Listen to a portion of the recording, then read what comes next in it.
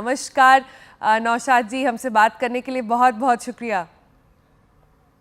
पहले तो मुझे ये बताइए कि इंडिया को जब कैप दिया गया सरफराज को, उसने कैप लिया, उसके हाथ कपकपा रहे थे उस टेस्ट मैच के पहले, वो भाग के फिर गया आपके पास, आपने वो कैप लिया, फूट फूट के रोए। वो मोमेंट सबने देखा और हम सबको इतना टच करा। उस समय आपने एक लाइन बोली थी, वो कि सूरज अपना समय लेता है निकलने में। वो लाइन एक बार पहले तो दोहराएंगे हमारे लिए?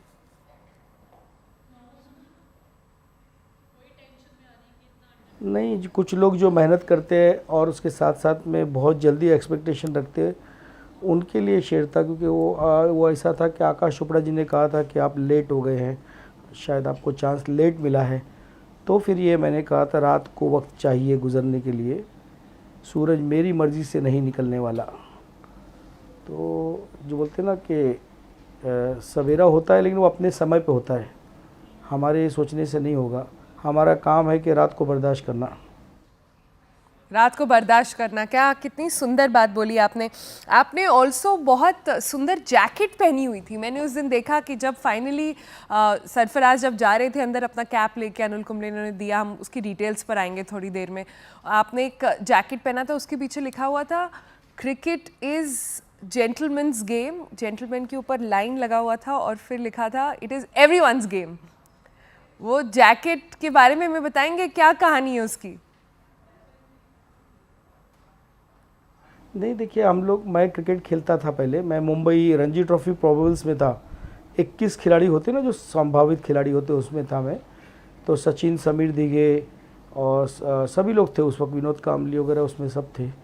उसके बाद फिर मैं अपने फाइनेंशियली हालत की वजह से क्रिकेट उतना नहीं खेल पाया मैं, क्योंकि बहुत सारी जिम्मेदारी थी घर पे। तो मैंने सोचा कि मैं अपना सपना अपने बच्चों से पूरा करूँगा, क्योंकि मेरी भी एज भाग रही थी और काम भी बहुत था। और ये ऐसा है कि इसमें बहुत टाइम देना पड़ता है, सुबह शाम दोनों टाइम, ज़्यादा मैच खेलनी पड़ती है, बहुत सारी चीज़ें। तो फिर मैंने सरफराज से सपना देखना शुरू किया और बहुत सारी चीज़ें छोड़ा, बहुत सारी चीज़ें नई चालू किया। काम का ये अलग से करना पड़ा, क्योंकि महंगा खेल है क्रिकेट ना। तो मेरठ जाके सामान बनवा के लेके आना, तो हर साल में हाइट बढ़ रही है बच्चे की, तो उसके लिए हर साल 3 सेट नया तैयार करना सामान। तो इस तरीके से था। और मतलब कभी भी वो बोलते हैं पैशन जो है, वो जुनून कम नहीं हुआ, चाहे वो सिलेक्ट हो नहीं हो, काम अपना करते रहे बस हम लोग। जी, पर आपने वो जैकेट वाली कहानी मुझे नहीं बताई। मुझे बताइए वो जैकेट कहाँ से आई और क्या मैसेज देना चाहते हैं आप लोगों को उस जैकेट से?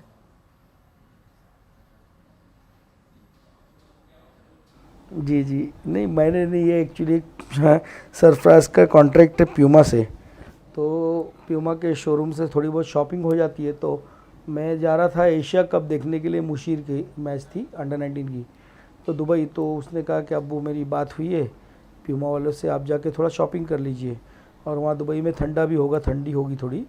तो मुझे ये जैकेट पसंद आई, क्योंकि उसमें क्रिकेट की एक लाइन लिखी थी, उसमें लिखा था क्रिकेट इज़ एवरीवन गेम, और बीच में जेंटलमैन की लाइन थी, तो उन्होंने वो कट कर दिया। तो वही ये जैकेट थी। तो उससे एक मोटिवेशन भी मिलता है कि भाई हर एक कोई खेल सकता है। और आप तो घर घर आईपीएल होने की वजह से घर घर किचन तक क्रिकेट तो पहुंच ही गया है। औरतें सब पहले ही खाना बना लेती है, 8 बजे मैच है, 7 बजे मैच है, तो मेरे ख्याल से घर घर पहुंच गया है। तो ये अभी किसी एक का नहीं रह गया गेम, जो मेहनत करेंगे उसी का उसका हो जाएगा। ये किचन तक पहुंच गया, ये आपने अच्छी एक्चुअली बात बोली, ये सही है। पर मैंने सुना कि आप पहले मैच देखने जा ही नहीं रहे थे, फिर बड़ी आपको किसी ने मनाया, उसकी क्या कहानी है? नहीं, मेरी तबीयत थोड़ा ठीक नहीं है, क्या पता क्या अभी भी मैं इतना अच्छी नहीं है, कफ जमा हुआ छाती में। अभी डॉक्टर आए थे जो हमारे फैमिली डॉक्टर, इंजेक्शन और दवा दे के गए। सर्दी हो गई थोड़ी सी। तो मैं एक्चुअली सूर्या का मैसेज आया था कि सूर्या कुमार यादव ने कहा कि वो सरफराज का दोस्त है, मुशीर को भी बड़ा प्यार करता है, मुझे भी बहुत रिस्पेक्ट देता है। तो बोला सर आप मैच देखने जा रहे हो क्या? तो मैंने बोला नहीं सूर्या, मेरी तबीयत ठीक नहीं है और मैं जाके अननेसेसरी प्रेशर नहीं देना चाहता अगर उसको चांस मिलता है। क्योंकि देखिए उम्मीद तो थी कि वो खेलेगा, लेकिन ये नहीं पता टॉस होने तक कि कौन खेलेगा कौन नहीं खेलेगा, क्योंकि पिच देख के, विकेट देख के जो 12वां नंबर है वो 11 हो जाता है, 11वां नंबर 12 भी हो सकता है ना। तो मैं वो भी सोच रहा था, बोला अगर मिल भी गया तो मैं अननेसेसरी प्रेशर क्यों दूँ उसे। तो थोड़ी देर के बाद फिर सूर्या ने मैसेज किया कि नहीं सर, ठीक है आपके इमोशंस तो अपनी जगह पे, लेकिन मुझे ऐसा लगता है कि आपको जाना चाहिए, क्योंकि लाइफ में one of the best moment रहेगा आपके, ऐसा टाइम कभी नहीं आएगा। उसके बाद वो बहुत खेलेगा आगे, लेकिन ये मोमेंट नहीं मिलेगा आपको, मुझे लगता है जाना चाहिए। मैंने भी अपने घर वालों को लेके गया था, तो मैंने फिर सोचा था मेरी वाइफ को भी लेके जाऊंगा, लेकिन टिकट मिला नहीं मुझे। एक ही टिकट, राजकोट की फ़्लाइट तो आपको पता ही है, और दूसरे दिन मैच था, आज ही निकलना था, ऐसा था, तो एक टिकट अवेलेबल था तो मैं चला गया। नौशाद जी, हमें वापस मैं आपको उस मोमेंट में, उस लम्हे में लेना चाहती हूँ जब अनिल कुंबले सरफराज को वो कैप दे रहे थे। कैप पर नंबर लिखा हुआ था 311, और उन्होंने कहा कि आपसे पहले सरफराज, सरफू, आपसे पहले सिर्फ 310 लोगों को इस पोजीशन में खेलने का मौका मिला है। और सरफराज, उन्होंने अपना हाथ बढ़ाया सरफराज से हैंडशेक करने के लिए, और सरफराज बिलीव नहीं कर पाए, वो कैप को ही देखता रह गया उतनी देर। फिर वो आपके पास भाग कर गया, आपने कैप ली, आपने कैप को किस करा और आप फूट फूट के रोए। क्या मीनिंग है इंडिया के लिए खेलने का इतनी लॉन्ग स्ट्रगल के बाद? आपने बताया वो 6 साल से आपने ये सपना देखा जब सरफराज सिर्फ 6 साल का था। नहीं, मैं कह रहा हूँ कि एक शिद्दत के साथ उसमें लगे हुए थे हम लोग, और अपना घर, मेरा घर के बाहर एक पीछे क्रिकेट की, तो वो कौन सा एक शेर याद आ रहा है कि किसने सोचा था अपने घर ऐसे भी मंजर होंगे, घर अपना मैदान बनाकर घर से हम बेघर होंगे, और ये मिट्टी ज़िद्दी बहुत है, सर पर कर्ज नहीं रखती, जो इन पर मेहनत करते हैं ताज उन्हीं के सर होंगे। क्या बात, आज नहीं तो कल होंगे, आज नहीं तो कल होंगे। तो वही एक सोच रहा था कि मेहनत तो किए हैं, तो उसमें बीच में एक शेर और याद आया था, मैंने पढ़ा भी था कि जो मेरा ख्वाब है आंखों का हिस्सा क्यों नहीं होता, दिए हम भी जलाते हैं उजाला क्यों नहीं होता। तो ये इस तरीके की सोच भी आई थी कभी कि क्यों नहीं हो रहा है सवेरा, क्यों नहीं हमारे को चांस मिल रहा है। लेकिन जैसे मैंने वो कहा ना कि सूरज अपने समय पे निकलेगा, और वो निकला 15 तारीख की सुबह में निकला 8:40 पे, जब वो सरफराज को कैप मिली। देश के लिए खेलना, 92 ईयर्स के टेस्ट क्रिकेट के अंदर टोटल 310 लोग खेले हैं, और 140 करोड़ की पॉपुलेशन है हमारी इंडिया की। वो कुछ कैप तो मुझे ही मिली है, समझ लो, क्योंकि वो मैं अपना ही सपना उससे जी रहा था। अपना सपना तो आप जी रहे थे, और सूरज, आपने सही कहा, निकला और क्या चमका, और आगे भी ऐसे ही चमकते रहे उसके सितारे, उसका सारा कैलिबर, हम तो यही चाहेंगे। पर अब मैच की तरफ ज़रा जाते हैं। उस दिन सरफराज बहुत ही बढ़िया पारी खेल रहा था, सबको लगा कि आज तो डेब्यू में 100 रन बनेंगे जिस तरह से खेल रहा है, लेकिन कैसे एकदम रन आउट हो गया। हम सब, वो हमने स्टेडियम में सुना, एकदम साइलेंस हो गया था। हम सब जो घर पे बैठ के देख रहे थे, हम सबके मुंह खुले के खुले रह गए कि हुआ क्या, इतनी अच्छी पारी एकदम से कैसे ख़त्म हो गई। आपने उसके बाद क्या बात करी सरफराज से? हमने बाद में जो मैच के बाद में जो पिक्चर्स देखे, उसमें भी उसको भी बिलीव नहीं हो रहा था, वो बस बैठा हुआ था, उसकी शक्ल दिखा रहे थे। रोहित शर्मा ने गुस्से में अपनी कैप फेंकी, इतने इमोशंस चल रहे थे। आपके मन में क्या था, आपने क्या बोला बाद में उसके? नहीं, देखिए, बैटिंग जिस हिसाब से कर रहा था उम्मीद तो थी, लेकिन रन आउट होना, रन बनना, या कभी कैच छूट जाना, ये part and parcel of the game है।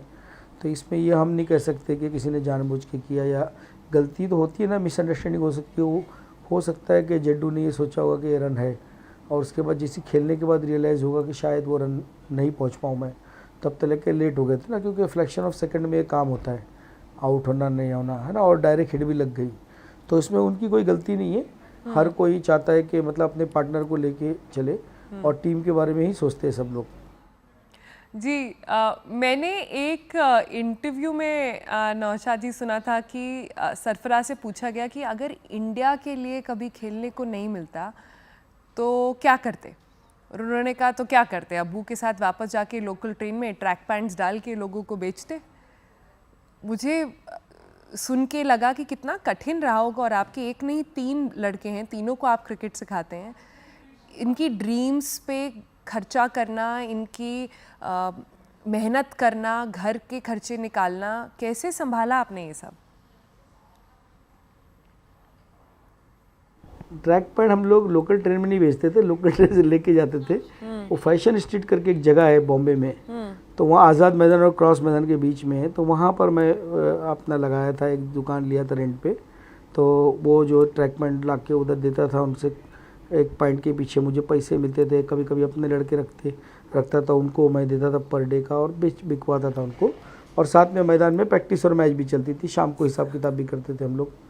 तो क्योंकि क्रिकेट में रेलवे की कमाई से तो आप क्रिकेट नहीं खेल सकते ना, उतना पैसा नहीं होता है रेलवे में, क्योंकि इतने महंगे महंगे सामान है क्रिकेट के, वो सब खर्चे कैसे निकलेंगे। तो जो काम मिला वो सब करते थे हम लोग। जी जी। नौशाद जी, मुझे लगता है आपकी कहानी क्यों इतने लोगों को टच करी है, क्यों इतने लोगों को पर्सनल लगता है, क्योंकि उनको लगता है कि अगर आप सरफराज ये कर सकता है तो बहुत उम्मीद जग गई है। जैसे बहुत सारे लोगों में इंडिया में जो उसकी कहानी देखते हैं कि भाई वो कर सकता है तो हम भी कर सकते हैं, अभी भी होप है। नहीं, बिल्कुल यही तो एक मैसेज है मिला है ना लोगों को, कि मैंने ये देखता हूँ कितने लोग, अभी बॉम्बे में भी देखा हूँ मैं और भी कई जगह, कि माँ और बाप दोनों अपना गांव घर खेत बात बेच के बच्चे के पीछे शहरों में आए हैं उनको क्रिकेट खिलाने के लिए, और वो सपने के साथ में उनको खिला रहे हैं, मेहनत कर रहे हैं, दिन रात लगे हुए, ट्रैवलिंग कर रहे हैं, ना कोई रिश्तेदारी में जा रहे, ना कहीं कोई शौक़ पूरा कर रहे, ना बचपने में जीने दे रहे बच्चों को। और ऐसे कितने कई हज़ार, अब मुंबई में, इंडिया में ऐसे कितने लोग हैं जो क्लब को खेलते हैं छोटे मोटे, या तो फिर रेगुलर अपने किसी नेट्स के ऊपर या किसी कोच के अंडर में खेल रहे हैं। तो उनको भी एक वो मिला है कि हाँ चलो सरफराज का हो गया, एक दिन मेरा भी होगा, उसने हिम्मत नहीं आ रहा, हम भी नहीं हारेंगे। तो एक वो जज्बा मिलता है, वो जज्बा मिला है सबको। और क्योंकि अगर वो सरफराज को नहीं होता तो शायद उनका भी दिल टूटता। तो मेरे ख्याल से ये बहुत अच्छा काम हुआ है कि जो domestic cricketer Ranji trophy player हैं, जो लोग 100 सेंचुरी मार रहे हैं, कई 100 मार रहे हैं, कितनी विकेटें ले रहे हैं, तो उनके लिए भी एक सपना, एक रास्ता खुल गया है ये, कि डोमेस्टिक क्रिकेट का रिवॉर्ड मिलेगा एक दिन। जी जी। पर नौशाद जी, जब जिनको ब्रेक मिल गया वो तो अब सारी अच्छी बातें करते हैं, बट आई एम श्योर इस पूरी जर्नी में इतने सालों की मोमेंट्स रहे होंगे कि आपको भी लगा होगा भाई अब कितनी मेहनत, इसका फल क्यों नहीं मिल रहा है। जैसे आपने कहा ना कि रात की सुबह क्यों नहीं होती, ऐसे मोमेंट्स में आपने क्या कहकर अपने आप को मोटिवेट रखा, सरफराज को क्या बोल के मोटिवेट रखा कि नहीं बेटा लगे रहो, अपनी ड्रीम के पीछे लगे रहो, उसको छोड़ो नहीं? नहीं, वो तो है, लेकिन कहने का मतलब है दूसरा काम भी तो नहीं आता है क्या करेंगे बताइए, इसके अलावा क्या कर सकते थे। और आज की तारीख के अंदर तो जॉब मिलना बड़ा मुश्किल है बच्चों को, और जो काम अभी कोई भी काम में अगर ऐसा काम जिसमें आपका शौक़ भी पूरा हो रहा और वो काम भी हो जाए, तो उससे अच्छा तो कोई काम हो ही नहीं सकता है। और इसमें मुझे किसी को फ़ीस तो देनी नहीं थी कि उसको बैट पकड़ने सिखाना है या कहीं कोचिंग के लिए भेजना है। इनके लिए डबल एडवांटेज था कि बाप और कोच दोनों मिल गया इनको, तो मेरे ख्याल से ज़्यादा आसान हो गया, क्योंकि ऑन द फील्ड और ऑफ द फील्ड दोनों हमारे साथ में थे। और मैंने अपने कई साल क्रिकेट के अंदर खर्च किए, तो वो सब एक्सपीरियंस मैंने इनको शेयर किया। मैंने अपने क्रिकेट में 25 साल में बहुत सारी गलती की, तो वो गलती हटा के इनको रास्ते बताया, और उसके बाद ये जो गलती करेंगे ये अपने आने वाली औलाद को बताएंगे, या अपने जो अभी नए उनको देख रहे बच्चे, उनको सुन रहे, उनको बताएंगे कि मैंने अपने क्रिकेटिंग करियर में ये किया, तो वो उनको फ़ायदा पहुँचेगा। इसी तरीके से ये तो चलते रहता है ना, ये तो सीढ़ी है कि एक आएगा एक जाएगा। जी। मैंने रिसेंटली देखा कि आनंद महिंद्रा, मुझे पता नहीं आप उनको जानते हैं कि नहीं, उन्होंने एक ट्वीट करके वो इतना टच हो गए सरफराज की कहानी से कि उन्होंने कहा है कि वो आपको एक थार गिफ्ट करना चाहते हैं। इनफैक्ट उन्होंने कहा कि सिर्फ आपकी जितनी मेहनत गई है उसके लिए वो आपको एक थार गिफ्ट करना चाहते हैं। आपने देखा उनका ट्वीट? हाँ, मुझे मेरे बेटे ने बताया, पिछले वाले ने भी, और कई मोहल्ले के लोग आए थे आपके आने से पहले, उन्होंने बताया कि ऐसे सर ने ट्वीट किया है। तो आपके ज़रिए मैं उनका बहुत बहुत शुक्रिया अदा करना चाहता हूँ कि उस लायक उन्होंने समझा, और बहुत बहुत शुक्रिया ये उन्होंने ऑफ़र किया उसके लिए। जी जी। नौशाद जी, जाते जाते अब तो सरफराज का डेब्यू भी हो गया है, बहुत अच्छा खेल भी रहा है, फ्यूचर में उसके लिए आप क्या होप रखते हैं, क्या विशेस रखते हैं, अपनी स्टाइल में कुछ बताएं। शेर अर्ज़ है कि मुझको इस उम्र में आराम नहीं करना है, मेरे सपनों को नाकाम नहीं करना है, मेरा रास्ता बड़ी दूर तलक जाता है, पड़े कोई बस्ती फिर भी शाम नहीं करना है। Thank you. क्या बात है, क्या बात है। Thank you so much Naushad ji, हमसे बात करने के लिए, हमें इतना इंस्पायर करने के लिए। आपने इतनी मेहनत करी अपने बच्चे पर, पूरा देश आज देख रहा है। आई एम श्योर आपको बहुत बहुत गर्व होगा। बहुत बहुत कंग्रेचुलेशंस।